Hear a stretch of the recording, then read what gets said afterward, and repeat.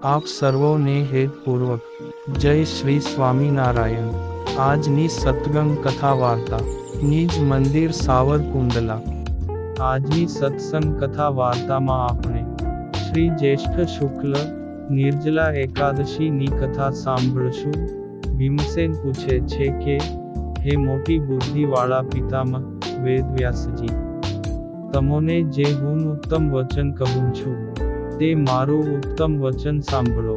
યુધિષ્ઠિર રાજા, કુંતી, દ્રૌપદી, અર્જુન, નકુળ અને સહદેવ એ સર્વે એકાદશીને દિવસે ક્યારેય પણ જમતા નથી, અને મને પણ તે સર્વ કહે છે કે હે વૃકોદર ભીમસેન, તમે એકાદશીને દિવસે જમો માં।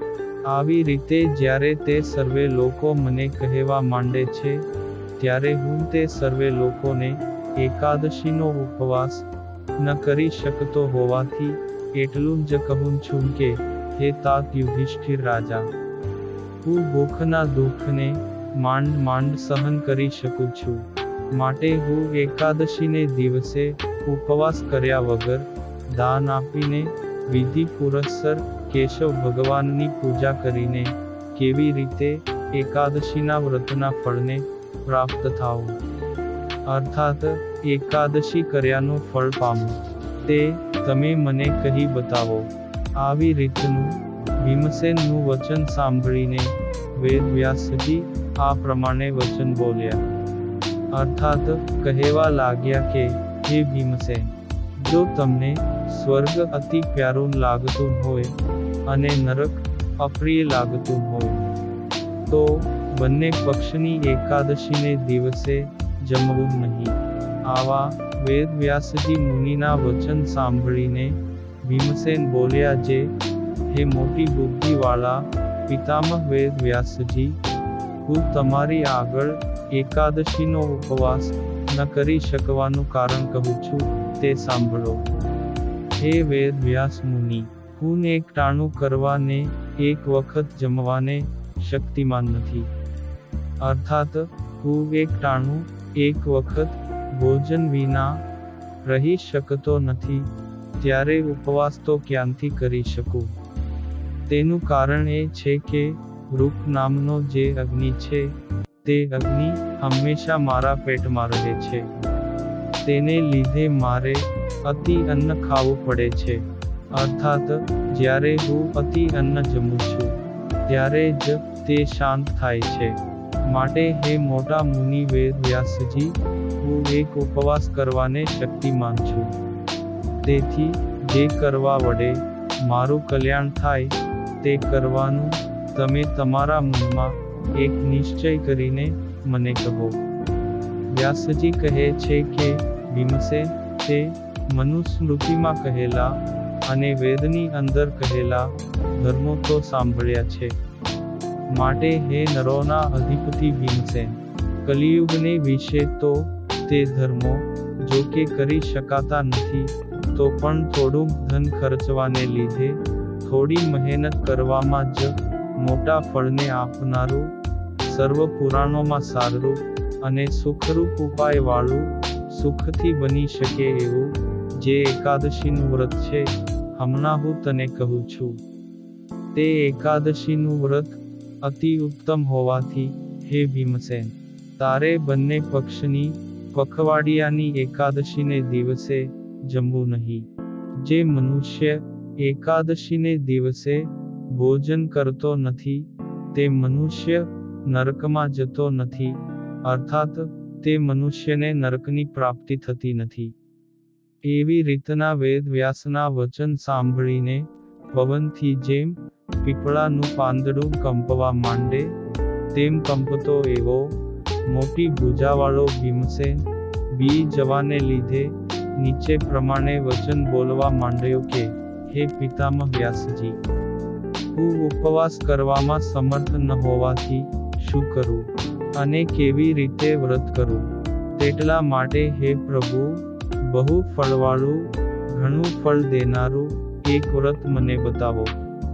ત્યારે વ્યાસજી બોલ્યા જે વૃષભ રાશિમાં અને મિથુન રાશિમાં રહેલા સૂર્ય હોય ત્યારે શુક્લ પક્ષને વિશે જ્યેષ્ઠ માસમાં જે એકાદશી આવે તે જેઠ માસની શુક્લ પક્ષની એકાદશીનો પ્રયત્નથી પાણી પીધા વિના ઉપવાસ કરવો. પણ મનુષ્યે નાહવાને વિશે તથા આચમન લેવાને વિશે જળનો ત્યાગ કરવો નહીં. તે જળમાં સુવર્ણનો એક માસા જેટલો ભાગ ડૂબેલ છે. તેટલા જ હાથમાં રહેલા જળને પવિત્ર શરીરને શોધન કરનારું આચમન મુનિએ કહેલું છે. ગાયના કાનની માફક કરેલા હાથ વડે તે માસા માત્ર જળને પીએ તેથી ઓછું કે વધતું જળ પીવા વડે સુરાપાનની બરોબર થાય છે. વળી બીજા બધા કાર્યોમાં પણ એવી રીતે ન વર્તવું કે જેથી કરીને વ્રતનો ભંગ થાય. સમજુ માણસ એકાદશીના સૂર્યના ઉદયથી તે બારસના દિવસે પાછો સૂર્ય ઉગે ત્યાં સુધી જળનો ત્યાગ કરવાને લીધે વગર મહેનતે બારેય એકાદશીના ફળને પામે છે. એ રીતે જળ પીધા વગર રહીને બારસને દિવસે સવારના પહોરમાં નિર્મળ સ્વચ્છ જળમાં સ્નાન કરવું. જેણે કરવા યોગ્ય કાર્ય કર્યું છે એવા વશમનવાળા માણસોએ પાણી તથા સોનું બ્રાહ્મણોને વિધિ પ્રમાણે દઈને પછી બ્રાહ્મણોની સાથે જમવું. આવી રીતે એકાદશીનું વ્રત કરવાથી હે ભીમસેન જે પુણ્ય થાય તે સાંભળો. આખા વર્ષની અંદર જેટલી એકાદશી આવે તે સર્વ એકાદશીનું ફળ આ નિર્જળા એકાદશીના કરવાથી પ્રાપ્ત થાય છે. એમાં મને કની પણ સંશય નથી. આ નિર્જળા એકાદશીનું આવું ઉત્તમ ફળ શંખ ચક્ર અને ગદાને ધારણ કરનારા શ્રી વિષ્ણુએ મને કહેલું છે. હે ભીમસેન દુષ્ટ કલિયુગને વિશે દ્રવ્ય શુદ્ધિ તથા સ્માર્ત સંસ્કાર નથી ત્યારે વૈદિક તો કયાંથી જ હોય.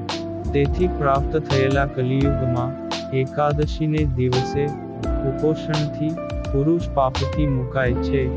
માટે સર્વ ધર્મોને છોડીને મારા જ શરણને પામ. બંને પક્ષની એકાદશીને દિવસે ભોજન ન કરે એમ વારંવાર કહેવા વડે શું? હે ભીમસેન જેઠ માસના શુક્લ પક્ષની એકાદશીને દિવસે પાણીથી રહિત અર્થાત પાણી પીધા વગર ઉપવાસ કરવાથી જે ફળ પ્રાપ્ત થાય તે સાંભળો. હે ભીમસેન સર્વ તીર્થોમાં નાહવાથી જે પુણ્ય પ્રાપ્ત થાય અને સર્વ પ્રકારના દાનો દેવાથી જે ફળ પ્રાપ્ત થાય તે જ ફળ આ નિર્જળા એકાદશીના વ્રતના ઉપવાસથી પ્રાપ્ત થાય છે. હે ભીમસેન આખા વર્ષની અંદર જેટલી શુક્લ પક્ષની અને જેટલી કૃષ્ણ પક્ષની એકાદશીઓ છે તે સઘળી એકાદશી ના ઉપવાસ કરવાનું ફળ આ નિર્જળા એકાદશીના ઉપવાસથી પ્રાપ્ત થાય છે.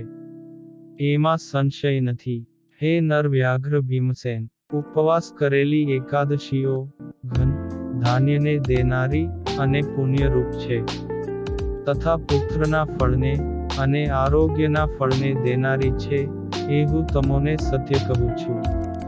હે નર વ્યાઘ્ર ભીમસેન એકાદશીનો ઉપવાસ કરવાને લીધે મોટા શરીરવાળા ભયંકર દેખાવના કાળા પીળા રંગના અને મોટા દંડપાશને ધારણ કરનારા એવા યમના દૂતો મનુષ્યને દ્રષ્ટિએ પણ પડતા નથી પણ પીળા વસ્ત્રને ધારણ કરનારા શાંત ચિત્તવાળા ને જેઓના હાથમાં ચક્ર છે એવા અને મનના સરખા વેગવાળા વિષ્ણુના દૂતો દેહના અંતને વખતે મરવા ટાણે મનુષ્યના નગરમાં એટલે વિષ્ણુના ધામમાં લઈ જાય છે. માટે આ એકાદશી જળ વગરની નિર્જળા કરવી અર્થાત આ એકાદશીને દિવસે પાણી પીધા વગરનો ઉપવાસ કરવો. વળી આ એકાદશીને દિવસે જલધેનુ દેવાથી સર્વ પાપોમાંથી છૂટાય છે. હે જન્મેજય આવી રીતના વેદવ્યાસના વચન સાંભળીને તે જ વખતે પાંડવોએ આ એકાદશીનું વ્રત કર્યું। એ રીતે તે દિવસથી માંડીને શુભ એવી આ નિર્જળા એકાદશી ભીમસેને કરી, તેથી લોકને વિશે પાંડવ દ્વાદશી અર્થાત ભીમ 11 એવી રીતે એકાદશીનું નામ પ્રખ્યાત થયું। હે પૃથ્વીના અધિપતિ જન્મેજય, ભીમસેને જળ રહિત પાણી પીધા વગર જ આ નિર્જળા એકાદશીનું વ્રત કર્યું હતું। અને તે દિવસે જો કે અત્યંત ક્ષુધા તથા તુષા લાગી હતી, તો પણ ગમે તેમ કરીને માંડ 2 પહોર તો કાઢ્યા। ત્યારબાદ ત્રીજા પહોરની અંદર અશક્ત થઈ ગયેલો તે ભીમસેન ઘણો વખત ગંગાજીના જળમાં પડ્યો રહ્યો અને ઈચ્છા પ્રમાણે ગંગામાં નાહવાને લીધે જરા સુખ પામ્યો। એવી રીતે વ્યાસજીએ બતાવ્યા પ્રમાણે વ્રત કરતા કોઈ પણ રીતે માંડ રાત્રિ ગઈ। આ રીતે વ્રત કરનારા ભીમસેનના બીજા સ્નાનના કહેવા પ્રમાણે, એટલે કે અપરાહ્ન કાળે ત્રીજા પહોરે પણ સ્નાન કરવું। હે પૃથ્વીને પાળનારા જન્મેજય, તમે પણ તે રીતે સર્વ પાપોની શાંતિને સારું પ્રયત્નથી ઉપવાસ કરીને શ્રી વિષ્ણુ ભગવાનનું અર્ચન કરો, શ્રી વિષ્ણુ ભગવાનની પૂજા કરો। હે દેવોના ઈશ, હું આજ એકાદશીનો દિવસ હોવાથી જળ વગર પાણી પીધા વગર ઉપવાસ કરીને, હે દેવના ઈશ્વર, તે એકાદશીને વળતે દિવસે એટલે બીજે દિવસે અન્ન ભક્ષણ કરીશ। આ પ્રમાણે મંત્ર ભણ્યા પછી બોલ્યા, શ્રદ્ધાવાળા ને ઇન્દ્રિયોને નિયમમાં રાખનાર મનુષ્ય ઉપવાસ કરવામાં તત્પર થવું। એ રીતે આ એકાદશીના પ્રતાપથી સ્ત્રીઓનું તથા પુરુષોનું મેરુ ને મંદરાચળ પર્વતના જેવડું જે કનિપાક હોય તે બળીને ભસ્મ થાય છે। હે નરોના અધિપતિ, જે મનુષ્ય જળ ગાય દેવાને શક્તિમાન નથી, તે મનુષ્ય વસ્ત્રે કરીને વીંટાળેલો ઘડો સોનાની સાથે દેવો।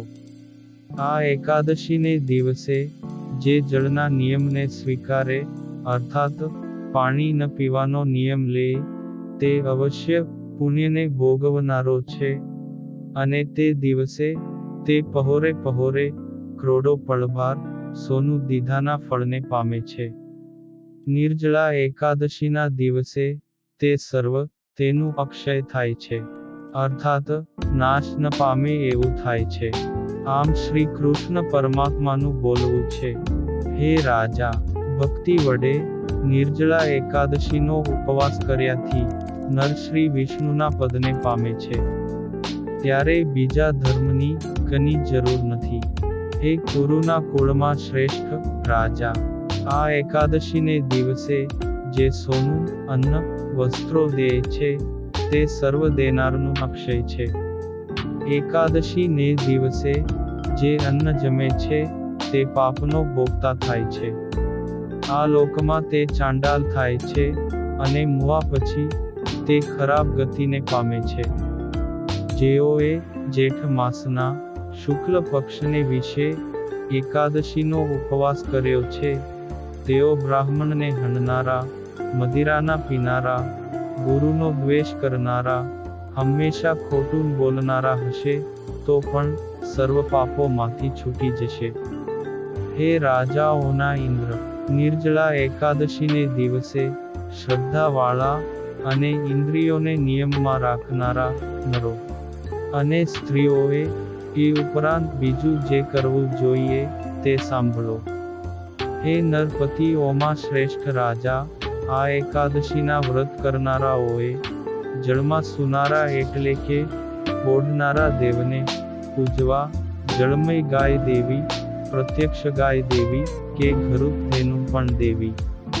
હે ધર્મને ધારણ કરનારાઓમાં ઉત્તમ બ્રાહ્મણોને જુદી જુદી જાતના મિષ્ટાન્નોથી પ્રયત્ન વડે જમાડી ઉત્તમ દક્ષિણા આપી પ્રસન્ન કરવા। તે બ્રાહ્મણોના પ્રસન્ન થવાથી મોક્ષને દેનારા શ્રી વિષ્ણુ તત્કાલ પ્રસન્ન થાય છે। જેઓએ આ એકાદશીનો ઉપવાસ કર્યો નથી તેઓ આત્મદ્રોહ કરનારા અર્થાત પોતાના હાથે જ પોતાનું ભૂંડું કરનારા પાપી મનવાળા દુરાચારી અને દુષ્ટ છે તથા અગ્ર પ્રાધાન્ય પુરુષ સાથે અનાચારમાં હંમેશા જ પ્રીતિવાળું તેનું કુળ છે એમાં કાની પણ સંશય નથી શાંત ચિત્તવાળા દાન દેવામાં તત્પર શ્રી વિષ્ણુની પૂજા કરનારા અને આ એકાદશીનો ઉપવાસ કરીને રાત્રિને વિશે જાગરણ કરનારાઓ શરીર સાથે શ્રી વિષ્ણુના સ્થાનમાં જાય છે અન્નપાન ગાયો વસ્ત્ર શૈયા સારું આસન કમંડલું ને છત્ર એટલા વાના આ નિર્જળા એકાદશીને દિવસે દાન કરવા વળી યોગ્ય એવા ઉત્તમ બ્રાહ્મણોને જે પગરખા આપે છે